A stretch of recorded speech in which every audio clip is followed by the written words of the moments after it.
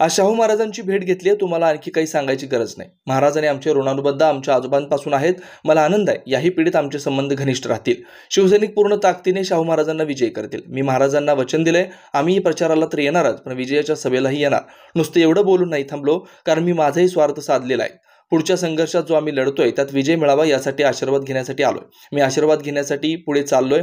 तुमचं जग जाहीर असतं, यात लपवून आमचं जग जाहीर असतं, यात लपवून ठेवण्यासारखं काहीच नाही। सांगली लोकसभेच्या जागेवर बोलणं ठाकरेंनी टाळलं। आज कोल्हापुरामध्ये आदरणीय महाराजांची भेट घेतलेली आहे।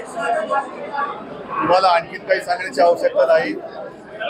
ठाकरे कुटुंबीय आणि छत्रपती शाहू महाराजांचे ऋणानुबंध हे माझ्या आजोबांपासून आहेत आणि मला आनंद आहे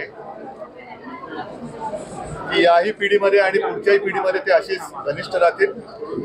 आज महाविकास आघाडीतर्फे शाहू महाराजांची उमेदवारी जाहीर झालेली आहे। शिवसैनिक पूर्ण ताकदीने महाराजांना विजय केल्याशिवाय राहणार नाही, कारण हा महाराष्ट्राच्या अस्मितेचा प्रश्न आहे, मराठी अस्मितेचा प्रश्न आहे। आणि मी महाराजांना तसं वचन दिलंय, प्रचाराला तर येणारच, पण विजयाच्या सभेला पण येणार, नक्कीच येणार। आणि नुसतं एवढं बोलून नाही थांबलेलो, कारण मी माझाही स्वार्थ साधलेला आहेच। महाराजांकडनं पुढच्या संघर्षात जो आम्ही लढतोय, आपण सगळे लढतोय, त्याच्यासाठी विजय मिळावा म्हणून आशीर्वाद सुद्धा घेतलेला आहे। त्यांचे आशीर्वाद घेऊन मी पुढे निघतोय।